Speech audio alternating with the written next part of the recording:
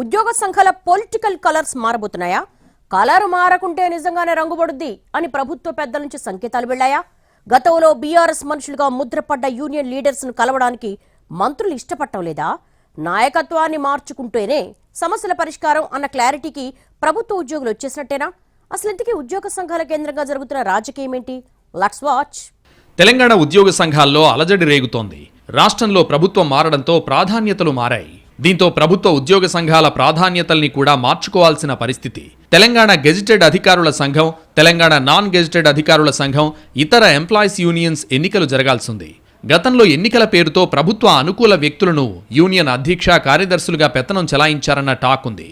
ప్రస్తుతం ఆ నాయకులే ఉద్యోగుల సమస్యల పరిష్కారం కోసం ప్రభుత్వ పెద్దలను కలిసే ప్రయత్నం చేసి భంగపడుతున్నట్లు తెలుస్తోంది. కొంతమంది మంత్రులు ఉద్యోగ సంఘ నేతలను కలిసేందుకు ఆసక్తి చూపకపోగా అపాయింట్మెంట్ ఇచ్చిన ఒకరిద్దరు కూడా పొడిపొడిగా మాట్లాడి పంపించేస్తున్నట్లు ఉద్యోగ వర్గాల్లో ప్రచారం జరుగుతోంది. రాష్ట్రంలో కాంగ్రెస్ ప్రభుత్వం ఏర్పడి 2 నెలలు గడిచిపోయినా యూనియన్ నాయకులు ముఖ్యమంత్రి రేవంత్ రెడ్డితో ఒక్క సమావేశం కూడా పెట్టించలేకపోయారని, తమ సమస్యలపై ప్రభుత్వం నుంచి స్పష్టమైన హామీలేవి ఇప్పించలేకపోయారనే అసంతృప్తి ఉద్యోగుల్లో ఉందట. అదే టైంలో గత ప్రభుత్వంలో ఒక వెలుగు వెలిగిన ఉద్యోగ సంఘాల నేతలు ఇప్పుడు తెరమరుగయ్యారు. దీంతో ప్రస్తుతం యూనియన్ల బాధ్యులుగా ఉన్న కొందరు నాయకులను పదవుల నుంచి తప్పించే ప్రయత్నాలు జరుగుతున్నట్లు తెలిసింది.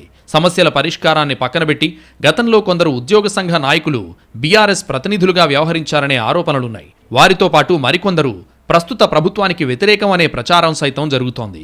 దీంతో ఎంప్లాయీస్ యూనియన్ నాయకుల మార్పు జరిగితేనే ఉద్యోగుల డిమాండ్ల పట్ల ప్రభుత్వం సానుకూలంగా వ్యవహరించే అవకాశాలున్నట్లు తెలుస్తోంది. ఏదైనా ఒక సమస్యపై మంత్రులను గాని, ముఖ్యమంత్రిని గాని కలవడానికి ప్రస్తుత యూనియన్ నేతలు ముఖం చెల్లడం లేదని అంటున్నారు. ఇప్పుడే మీ ప్రతి నెల లిస్ట్ లో డెల్టా శ్రీహరి పంచతులసిని యాడ్ చేసుకోండి. డెల్టా శ్రీహరి పంచతులసి ప్యాకెట్ తో పాటు చప్పరించే టాబ్లెట్స్ ఫ్రీగా ఇస్తున్నారు.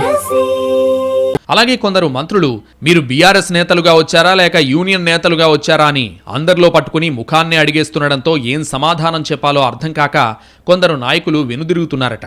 టీజీఓకు ఎన్నికలు జరగలేదు. నిన్న మొన్నటి వరకు అధ్యక్షురాలిగా వంకాయలపాటి మమత కొనసాగారు. ఇటీవల యూనియన్ సభ్యులు బ్యాలెట్ పద్ధతిలో ఎన్నికలు పెట్టాలని డిమాండ్ చేశారు. దీంతో అప్పటికే అభిప్రాయ భేదాలతో ఉన్న టీజీఓ నేతల మధ్య ఆ వేడి ఇంకా పెరిగిందట. వర్గాలుగా విడిపోయి ఎవరికి వారు మంత్రులను కలుస్తున్నారు. మరోవైపు ప్రొఫెసర్ కోదండరాంతో కూడా టీజీఓలు రహస్య సమావేశం నిర్వహించారు.